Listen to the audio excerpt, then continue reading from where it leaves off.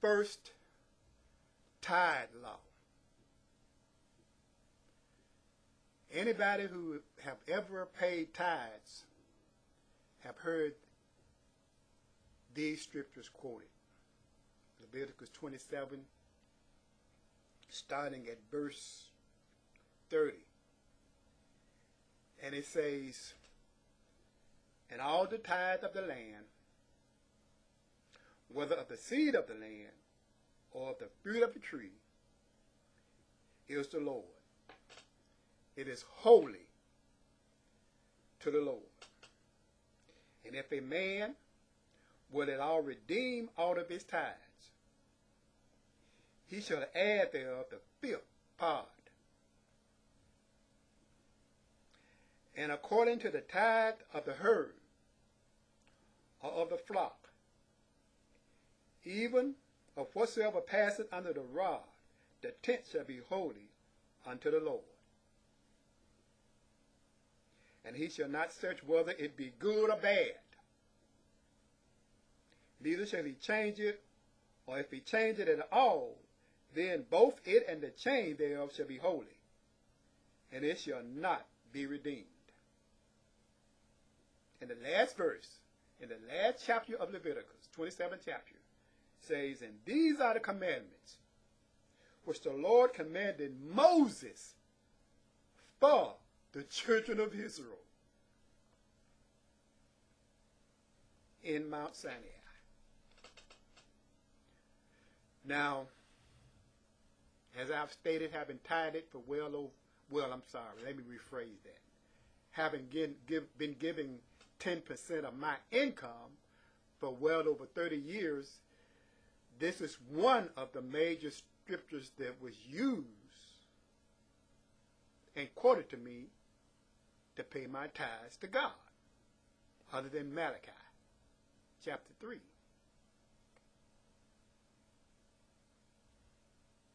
And if you go to any church that believe in tithing, you are going to see a tithing envelope. And normally on that tithing envelope, you're going to see a portion of Leviticus 27:30 quoted. Now the whole verse won't be quoted. What you're going to read on that tithing envelope is, "and all the tithe." Then you're going to see a lot of dots. Dot, dot, dot, dot, dot, dot, dot, dot, dot. Then it's going to say, "is the Lord." I've seen it on too many envelopes. I got them tucked away somewhere. So that preacher wants you to know and understand that all of the 10% of your income is the Lord's. Now, how I believe that? Well, anyway, the reason is obvious. I was part of church, and I'll believe whatever my church told me, or churches. I believe whatever my pastor told me, because my pastor is a man of God. Or those pastors that I was under, rather. Been under quite a few through the years. And why would they lie to me? Well, in February of 2005, I come to find out that tithing is a lie, because I never studied it, like so many people. I just simply believed what I was told. Well, when you really study and read Leviticus 27 chapter, verses 30 to 34, these verses are telling you what God requires of the tithe. It's telling you what God considers a tithe. And verse 30 says, King James translation says, "all the tithe of the land, whether the seed of the land or the fruit of the tree, is the Lord, it is holy unto the Lord." Now, the Bible in basic English says, 1/10 of all the produce of the land, whether grain or fruit belongs to the Lord. Now, if you just sit down and think about that, money is not mentioned. It clearly says all the tithe or the tenth of the produce of the land, whether grain or fruit. See, a lot of times it's best to read that in another translation. Sometimes the King James language or the way the words are formed confuses a lot of people. You see, I have a program called eSword, and on this program I got 1, 2, 3, 4, 5, 6, 7, 8, 9, 10, 11, 12. I got about 13 or 14 different Bible translations in this program. And I can read that same verse in various translations. See, there's different ways of saying the same thing. So it clearly says, fruit of the tree as well as of the ground belongs to the Lord. Money is not mentioned in these verses. But my pastors told me money. Why? Because that's what he wants.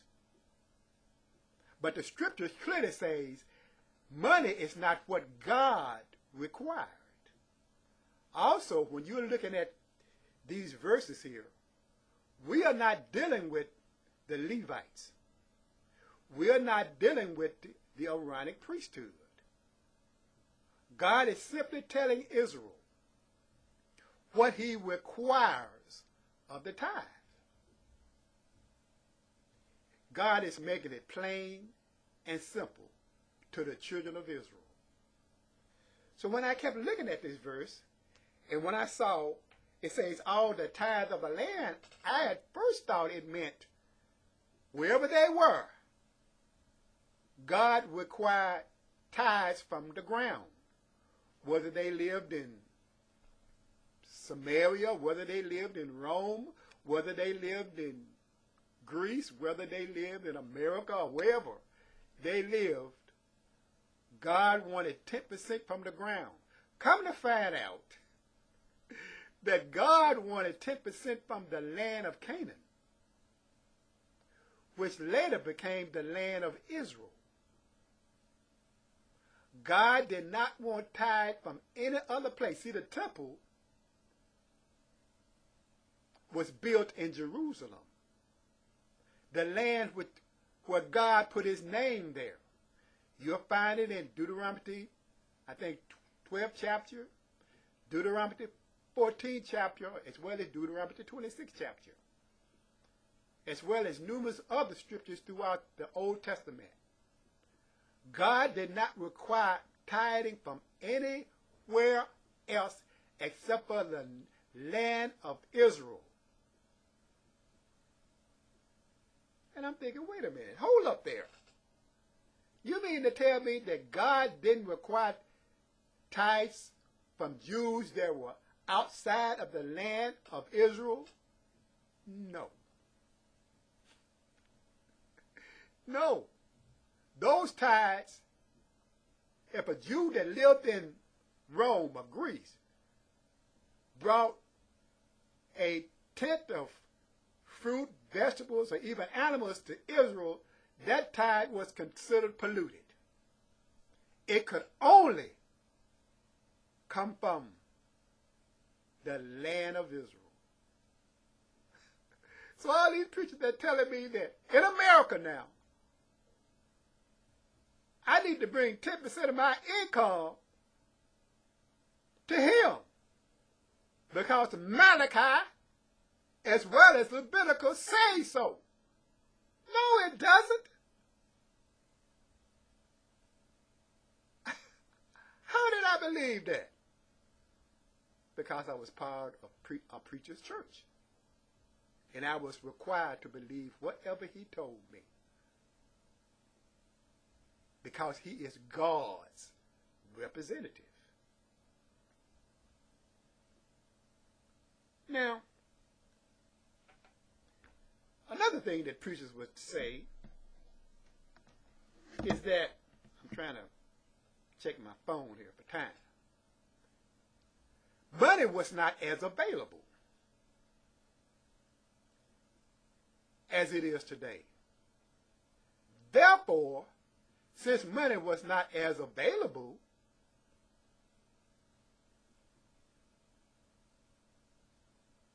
people used the bartering system, which meant that if you wanted an article of clothing that one person had, you brought them a certain bushel of corn or wine or oil or whatever and traded it. People, that's not true. Money was readily available in the Old Covenant. Because if you read all of Leviticus 27 chapter, people, you don't even have to get out of Leviticus to see that that's a lie. Now remember, Genesis 13 chapter clearly says that Abraham was rich in silver, gold, and cattle. So I guess Abraham was the only one in that region that had a lot of silver, gold, and cattle. Yeah, right. But when you read Leviticus 27 chapter starting at verse 1, regarding vows or making a vow, a singular vow, you will see the word silver, shekels, which is a certain weight of silver,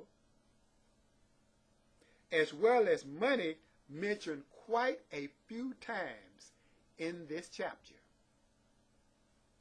If you was a male, God required a certain amount of silver. If you was a female, God required a certain amount of silver to go to the temple treasury. If you was a particular age, God required a certain amount of silver to go to the temple treasury. But preachers told you that they used a bartering system. I'm calling that right. Because money was not as available. So I believe what my pastors told me. And my focus was only on Leviticus 27 chapter, verse 30. I never concentrated on the rest of the verses. I never concentrated or studied the whole chapter of Leviticus 27 because of what my pastors told me. Because I was brainwashed. Like a lot of people who believe in the tithe lie.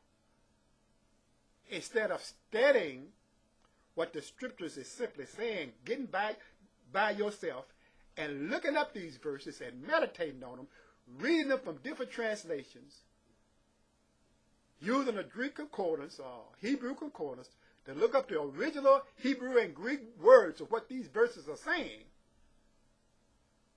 they only believe what their pastors say.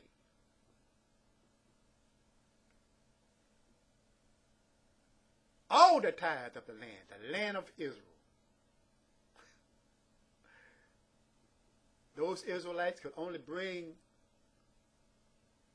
that 10% of produce to Jerusalem where the temple was.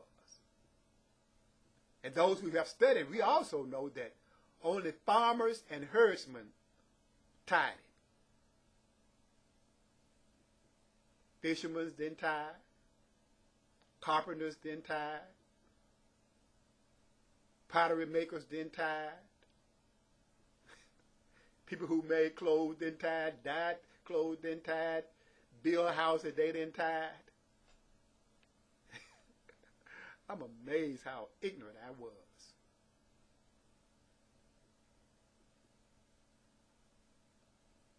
So I began to think that my churches that I was a part of deliberately dumbed me down. I was ignorant for 55 years until I decided to study this myself. That is a crying out loud shame, people.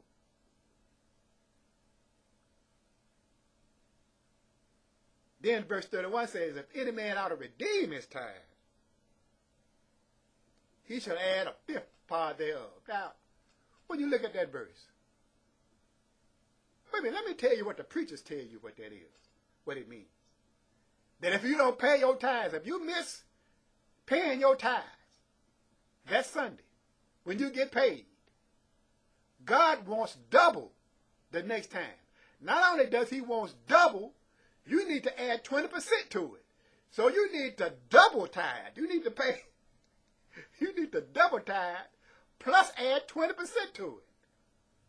But is that what Leviticus 27 chapter is saying? I'm laughing now because, but I believe that lie for so long. But verse 31, Bible in Basic English says, if you wish to buy any of it back, you must pay the standard price plus an additional 20%, which is simple. I think I've talked about this before in another video, but what it's basically saying is that when you bring your tithe to Jerusalem, the fruit and the grain, and if you want to keep that tithe and not give it to the Levites, you can keep it. But you must pay a 20% penalty. Let's just say, make it simple. Your fruit and grain costs $1 that you bring it to the Levites. If you want to keep it, that means you got to pay the Levite priest the price of that fruit and vegetables, which is $1, plus a 20% penalty, which is 20 cents. Therefore, you must give the Levite priest, in silver now, $1.20. Therefore, you keep your tithing. Now think about it that way. Now think about it. It's so simple. You give the Levites $1.20, and you keep your fruit and vegetables. The Levite got something, and you got something. When you walk away from the Levite, you walk away with something. Your fruit and vegetables. The Levite got the money. That is, if you did not want to pay or give the Levite your fruit and vegetables. Now think about that today. How can we work that out today in the tithing system? You want to switch out with the pastor? No way. You left with something and the priest got something. But pastors are telling you that money belongs to God. That $100 belongs to God. That $200 belongs to God. You give it to him and you walk away with nothing. He got it all and you got nothing. Because see, when you ever get into a financial problem, don't you know you have to fill out a form? You got to fill out a form. You got to fill out a questionnaire to get some money from the church. Now, did you ask the pastor to fill out a form when you gave those hundreds and thousands of dollars to his church freely? Think about it. That's sad. That is truly sad. And as we read on, there's a lot I can say about this. Then it says that concerning the tithe of the herd, or the flock, or whatsoever pass on the rod, the tenth shall be holy unto the Lord. What is that saying? In other words, if you brought cattle, sheep, cattle, oxen,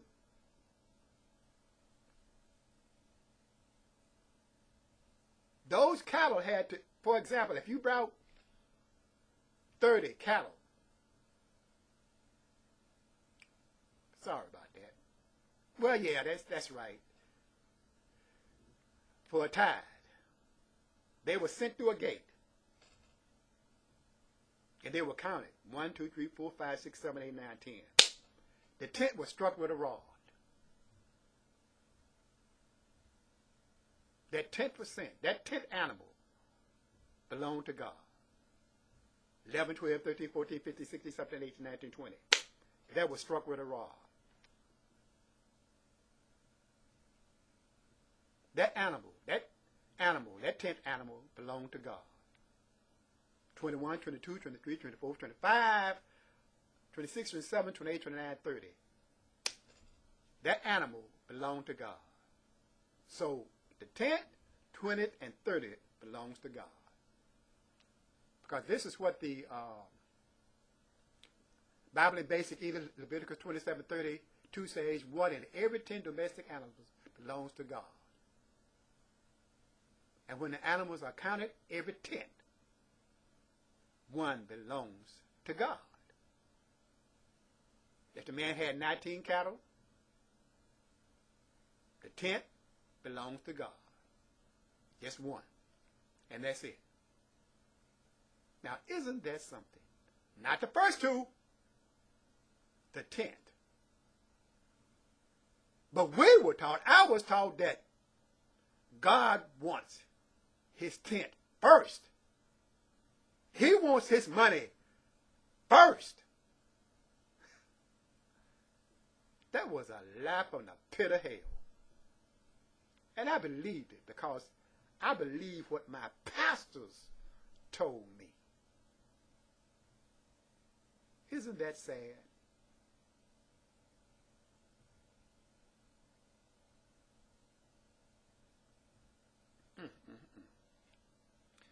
Continue reading. He shall not search whether it be good or bad, whether he should change it. Let me read that in the Bible in Basic English. Okay?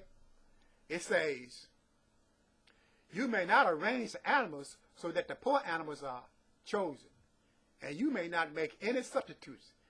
If you do substitute one animal for another, then both animals will belong to the Lord, and may not be bought back. In other words, basically what it's saying is that you can't redeem the animals. The animals cannot be redeemed. And the reason because these animals' blood was shed for the sins of Israel. See? And don't work it out in a way that when those animals are going through that gate, that the worst animal, the sickly animals, I guess we may say, go through the gate first. Don't try to manipulate it. Let the system work out normally. Whether good or bad, the 10th belongs to God. Then at the end, it clearly says, and these are the commandments which the Lord commanded Moses for the children of Israel. In Mount Sinai. Now,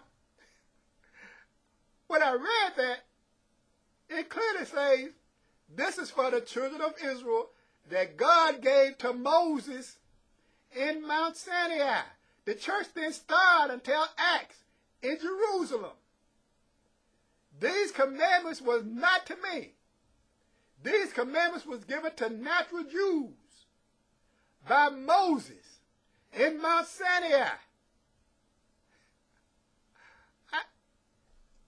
I'm speechless sometimes because I wonder, how in the hell did I believe what my pastors told me? Because when I joined his church, I was required to believe whatever he said without question. That is truly sad, people. Well,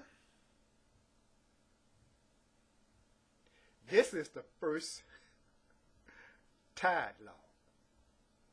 Now, many of you are aware of what these verses say. Many are not. But I hope this has clarified the first Tithe Law. God bless.